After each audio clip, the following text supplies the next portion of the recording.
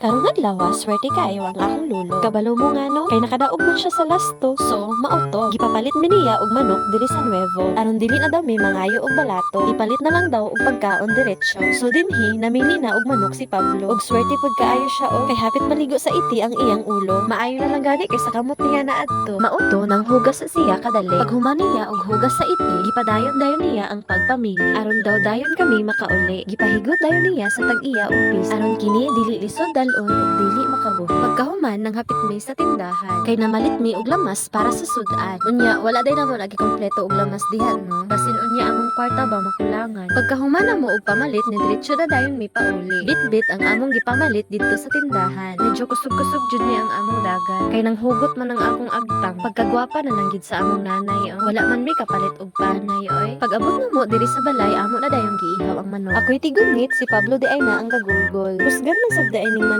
kay murag gihagit jud niya akong kusog ba. Bantay lang kaon niya usap-usapon jud tika. Pagkahuman og ihaw sa manok, sunod ana himulbulan jud na. Tama ba ko? Kay nagbase ra pud ba ako sa video. Tarunga gyud naghimulbol ninyo. Kanang way mabilin balahibo. Kana bitaw sinaw pa sa kalbo. Matik gyud kay ni si Pablo kay mao pa gani pag himulbol ato. Naghiwa naman dayon siya diretso. Kana maoy insakto. Mutunong gyud sa trabaho. Unsa man pud na imong sundang oy. Murag habol man na kaayo. Kansi man na sa paghulat nimo. Kani iyang gigamit nga tagtaran. Brasyanan day na sa ilahang nilabhan. Nun ani gyud kanindot ilahang brasyanan sa nilabhan no. Kay daghan gyud og kapuslan. Paghuman ang manok iyang gihugasan. Aron kini dayon nga matak-ang. Kay kinahanglan pabayaan nilat-an. Iya dayon nang gilunod sa gitak-ang nga kaldero. Tanawa ang kalayo o gasilaob man pag-ayo. Kani maoy sakto. Murag ganahan gyud ang kusinero. Samtang nagpaabot ta nga mohumok tong manok nga gitak-ang. Ang lamas akon aday nang gilimpyuhan. Aron dili na makagidlay sa pagluto niya kay nakaandam naman. Murag seryoso ra man kita naghiwa og lamas diri. Wala man lay ngisi-ngisi. Siguro tungod sa kabisi, maong ingon ani. Ug milabay ang pila ka oras dira, ang manok murag binghumok na gyud siya. Ug gihabwa na kini ni Pablo kay gamiton man sad ni ang kaldero sa pagisa sa manok nga gihabwa ni Pablo. So mauto, ani ana pud ta diri aron sa pagisa. Grabe gyud tong pagkalataan no. Kay tan-awa ang palibot, nagabihian man gyud ta. Mura man pud tag naglata og tiguwa nga baka aning kahimtanga. Uy, naunsa naman ni aso naman kaayo. Basi nalumos na ni sa aso ang kusinero. Pero okay ra siguro kay wa man siya nagreklamo. Ug diri nagisa na gyud ang lamas ug isunod na dayon nato ang manok sa paglunod. Basi natingala mo ha nga si Boss Marlo na pud ang kusinero. Murag gikapoy naman gud daw to si Pablo. Maong lahi-lahi gyud ang atong kusinero. Pero maura man ang kwenta ha. Ang importante maluto ning manuka aron nga makapanihapon na ta. Unya gibutang na dayon namo diri ang ubang pampalasa. Uy, naunsa naman ang tuyo? Murag daghan naman kaayo to. Tama na siguro basi naparat na na inyong giluto. Pagkahuman gitarong kini sa paghalo aron mapantay pud ang lasa aning pagkaluto ba. Ug dinhi ako na ning gihabwa sa kaldero. Kay murag naluto naman jud siya. Kay pagtilaw nako, manok man jud ang lasa. Aw, lisod pud og baka. Dire nagkagubot jud mi. Unsaon gipanggutom naman gud mi. Maong nag-iya-iya na lang mi og diskarte. Unya mo plastar kung asa dapit ang naay bakante. Kanang dili jud maglisod sa paghungit ba og dili maapiki. So ingon ani jud kadaghan ang kaliwat ni Uji ug Jorita. Kulang pagani na og duha